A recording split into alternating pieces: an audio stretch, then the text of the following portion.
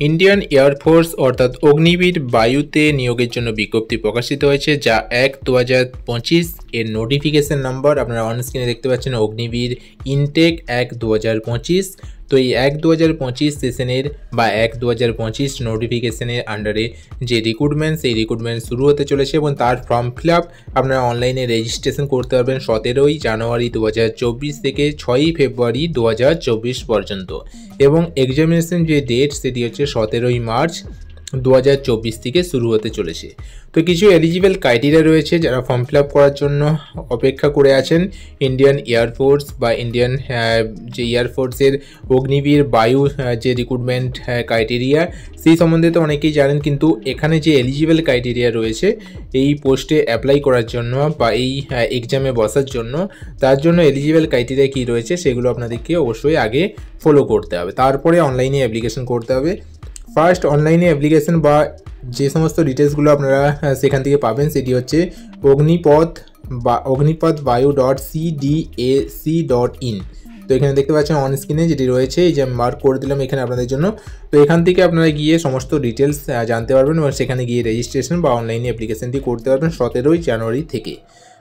এবং এখানে eligible criteria দেখতে পাচ্ছেন 5 নম্বর পয়েন্টে দেওয়া রয়েছে। ফার্স্ট এজের ব্যাপারটা এখানে দেওয়া রয়েছে, যেটা মোস্ট ইম্পর্টেন্ট। 2 জানুয়ারি 2004 থেকে 2 জুলাই 2007 পর্যন্ত ডেট অফ বার্থ যদি কারো হয়ে থাকে তাহলেই এখানে অ্যাপ্লাই করা যাবে।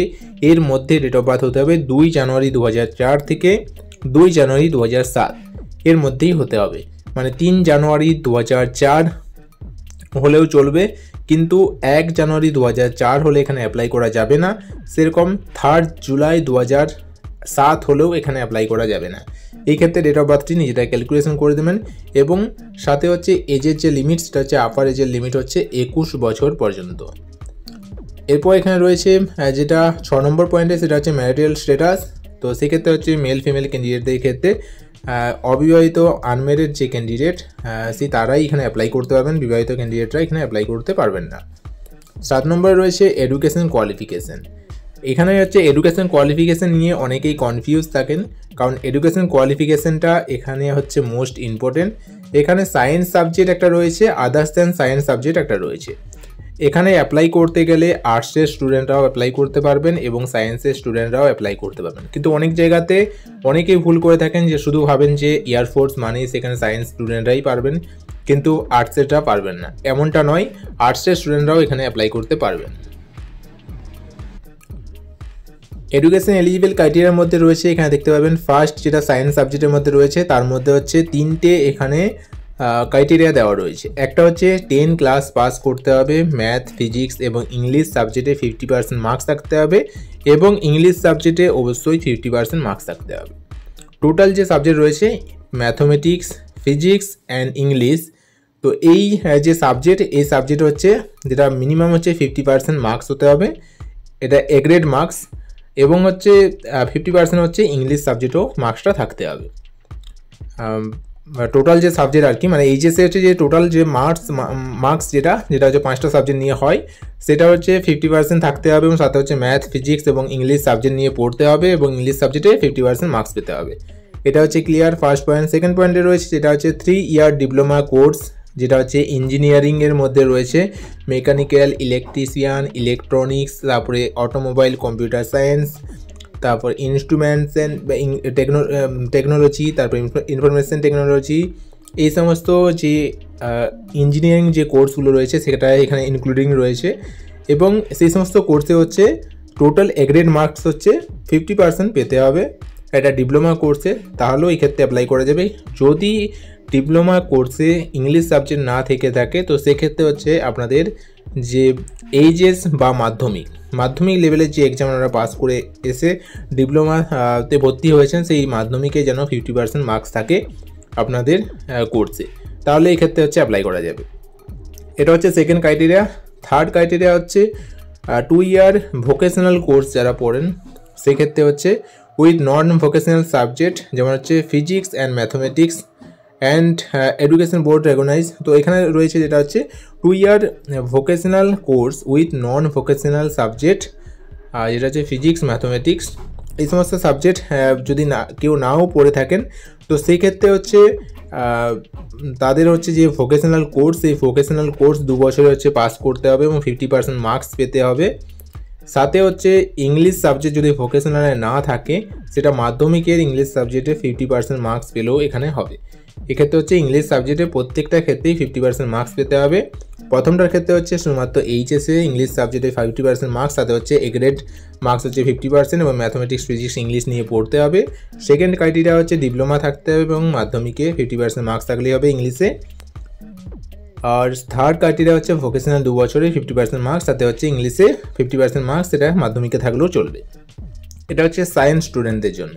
এরপর আদার্স দ্যান সায়েন্স স্টুডেন্টদের ক্ষেত্রে বি নম্বর পয়েন্টে রয়েছে। এক্ষেত্রে রয়েছে এইচএস পাস করে থাকতে হবে, যে কোনো স্ট্রিমে হলেই হবে, সেক্ষেত্রে কোনো ক্রাইটেরিয়া নেই।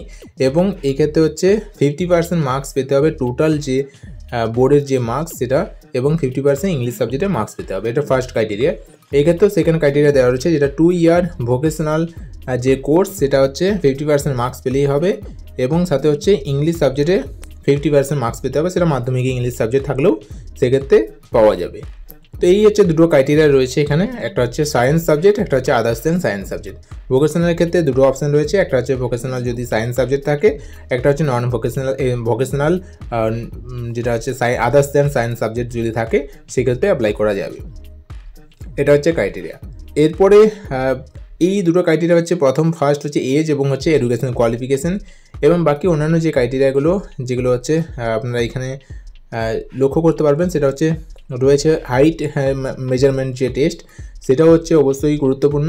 তার আগে এখানে একটা 3 নম্বর পয়েন্টে দেওয়া রয়েছে, যেটা হচ্ছে কোর্সের ক্ষেত্রে যে মার্কস সেটা হচ্ছে কীভাবে ক্যালকুলেট হবে, বা সেখানে যদি 49.99 মার্কস থাকে তো সেক্ষেত্রে হচ্ছে কত মার্কস ধরা হবে। তো এখানে দেখতে পাচ্ছেন যে 49.99 যদি মার্কস থাকে তো taken as 49 and not be around of 50। তো এখানে দেখতে পাচ্ছেন 49.99ও যদি থাকে সেক্ষেত্রে 49ই ধরা হবে, 50% ধরা হবে না। তো 50%কে যদি 0.1ও বাকি থাকে সেক্ষেত্রে আপনারা 50% বলে গ্রাহ্য এখানে হবে না। ক্লিয়ার? 3 নম্বর পয়েন্টে দেওয়া রয়েছে। এরপর হাইট মেজারমেন্টের ক্ষেত্রে রয়েছে 152.5 সেন্টিমিটার ছেলেদের ক্ষেত্রে, এবং মেয়েদের ক্ষেত্রে রয়েছে 152 সেন্টিমিটার হাইট হতে হবে। এবং ছেলেদের ক্ষেত্রে যে চেস্ট মেজারমেন্ট সেটা এখানে চেস্ট মেজারমেন্ট এখানে দেওয়া রয়েছে, নিচের দিকে আপনারা যদি পেয়ে যাবেন এখানে সম্ভবত, এখানে রয়েছে দেখতে পাচ্ছেন চেস্ট মেজারমেন্ট। এখানে 5 সেন্টিমিটার আপনাদেরকে ছেলেদের ক্ষেত্রে, চেস্ট হচ্ছে নর্মাল 77 সেন্টিমিটার, এবং ফুলিয়ে হচ্ছে চেস্টকে 77 + 5 অর্থাৎ হচ্ছে 7×12 মানে 82 সেন্টিমিটার আপনাদের হচ্ছে যে চেস্ট সেটা হচ্ছে করতে হবে। এটা হচ্ছে রয়েছে এখানে দেখতে পাচ্ছেন। এবং বাকি এখানে ওয়েটের ক্ষেত্রে হাইট অনুযায়ী ওয়েট এখানে দেওয়া রয়েছে বি নম্বর পয়েন্টে। বাকি অন্যান্য যে ক্রাইটেরিয়াগুলো সেগুলো এতটা ইম্পর্টেন্ট না, তো সেক্ষেত্রে হচ্ছে কালার বা চোখের যে মানে পাওয়ার সেই রিলেটেড এখানে ক্রাইটেরিয়াগুলো রয়েছে, সেগুলো হচ্ছে একদম লাস্ট পজিশনে যেখানে মেডিকেল স্ট্যান্ডার্ড টেস্ট হয় সেই ক্ষেত্রে। তো সেই পর্যন্ত আপনারা যদি যেতে পারেন সেক্ষেত্রে হচ্ছে আপনাদের বাকি শারীরিক অন্যান্য পরীক্ষাগুলো হবে, সেখানে পাস করলে সেক্ষেত্রে হচ্ছে আপনাদের যে পরের যে স্টেজে যাওয়ার ব্যাপার রয়েছে। কিন্তু ফার্স্ট যে এলিজিবল ক্রাইটেরিয়াগুলো রয়েছে এই 3-4টা এলিজিবল ক্রাইটেরিয়া আপনাদেরকে লক্ষ্য করতে হবে। ফার্স্ট হচ্ছে যে ফিজিক্যাল স্ট্যান্ডার্ড টেস্ট যেটা রয়েছে হাইট আর চেস্টের ব্যাপারটা, এবং সাথে হচ্ছে এজ এবং হচ্ছে যে এডুকেশন কোয়ালিফিকেশান, এই ব্যাপারগুলো আপনাদেরকে যে ফার্স্ট লক্ষ্য রাখতে হবে। তারপর অন্যান্য এলিজিবল ক্রাইটেরিয়াগুলো আপনারা ফলো করতে পারেন এখান থেকে, এই পিডিএফ ফাইল থেকে। এরপর অ্যাপ্লাই করার জন্য আমাদেরকে যেতে হবে এই যে ওয়েবসাইট রয়েছে সেখানে যাবেন। যাওয়ার পর এই ধরনের ইন্টারফেস যখনই ওপেন হবে এখান থেকে দেখবেন 17 তারিখ আপনারা যখন রেজিস্ট্রেশন করবেন এখান থেকে ক্যান্ডিডেট লগ ইন যে অপশানটি রয়েছে সেখানে আপনারা ক্লিক করবেন। ক্লিক করলে এখান থেকে দেখবেন যে ক্যান্ডিডেট লগ ইনে এখানে অপশানে আপনারা নিউ রেজিস্ট্রেশন করার জন্য একটি অপশান এখানে ওপেন হয়ে যাবে, এবং সেখানে গিয়ে আপনাদেরকে নতুন রেজিস্ট্রেশন করে নিতে হবে। এই মুহূর্তে নতুন রেজিস্ট্রেশন এই মুহূর্তে শুরু হয়নি, কারণ এখানে রয়েছে 1/2024 যে টেকেন রয়েছে এখানে নোটিফিকেশান। তো সেই 1/2024-এর লগ ইন ইনফরমেশানগুলো এখানে দেওয়া যাবে, কিন্তু 1/2025-এর এখনও পর্যন্ত রেজিস্ট্রেশন শুরু হয়নি। 17 জানুয়ারি 2024 থেকে রেজিস্ট্রেশন শুরু হতে চলেছে। আমাদের চ্যানেল নতুন হতে চ্যানেলটিকে সাবস্ক্রাইব করে রাখুন এই ধরনের চাকরি রিলেটেড ইনফরমেশন এবং আপডেট নিউজ সবার আগে পাওয়ার জন্য, এবং অবশ্যই ভিডিওটিকে শেয়ার করে দিন আপনারা নিজেদের সবাই পরিচিতদের মধ্যে, তারাও জানতে পারবে যে অগ্নিবীর বায়ুর 1/2025-এর নোটিফিকেশান রিলিজ হয়ে গেছে এবং 17 জানুয়ারি থেকে ফর্ম ফিল আপ শুরু হতে চলেছে। ধন্যবাদ ভিডিওটি শেষ পর্যন্ত দেখার জন্য, অসংখ্য ধন্যবাদ।